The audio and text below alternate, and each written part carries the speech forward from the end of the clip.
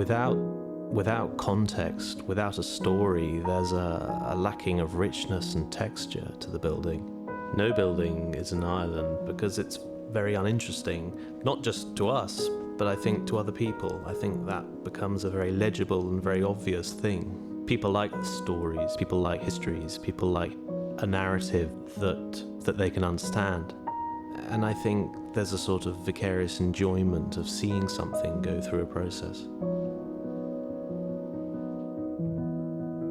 We always want there to be a richness in terms of material and the context, but it can age, whether it's wood, steel, concrete. It can gather history in itself. Because you're part of a broader story. You are sort of history in the making, if you like, of that building. And so what we do has to be considered in that light and how the building continues to thrive and exist. Grinding grain to make your flour goes back, as far as developed man has been around. So there is a certain provenance to that, but at the same time, it has been built in a very simple way.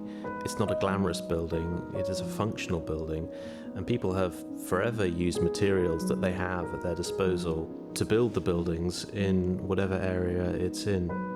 And part of that is the foundations, which we discovered when we excavated the ground floor, all the perimeter walls, which are about 1/2 meter thick. Sitting on these ancient, huge sarsen stones, there is a sense of the monumental about the building.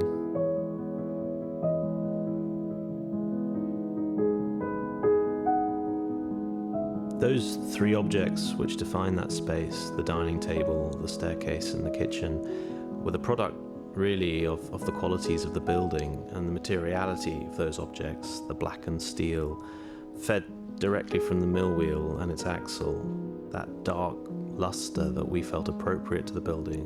We really wanted to make sure that they had that, a similarly emphatic and monumental feel, that there's a real presence that they have. And they very much define that room, and so the three of them needed to read almost like totemic sculptural pieces in that space. There's always an element of pulling and pushing in different directions, maybe tension in what we're doing that takes you beyond the normal practice of architecture or interiors. So every move we make is to try and play with materiality, proportion and scale.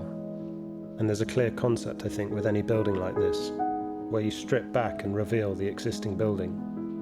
But then anything that is then inserted is clearly new, and not blurring the lines between the two is critical.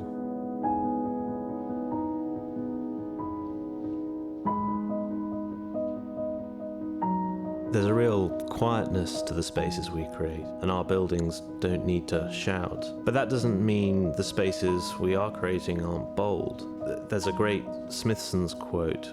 The Smithsons were iconic architects in Britain in the 60s and 70s, and they said there's a heroism to the ordinary. And I think what they meant by that is that a building can be monumental, heroic, and beautifully composed without being brash and loud. And that's where I think that a lot of the calmness and a lot of the subtlety comes from. Sort of an embracing of something that is very pared back and very ordinary in one sense, but at the same time have a very heroic and significant quality to it. And I think simplicity comes out of that. There's nothing that will date about the quality of a space. That is a timeless thing. There's nothing that's going to date about the quality of light that you've managed to achieve in a building. That is also timeless. But how you detail, how you choose materials in an appropriate way, how the building feels, for want of a better word, those things can age. And it's on that level that you need to be really careful that what you're doing will stand up to time and will endure.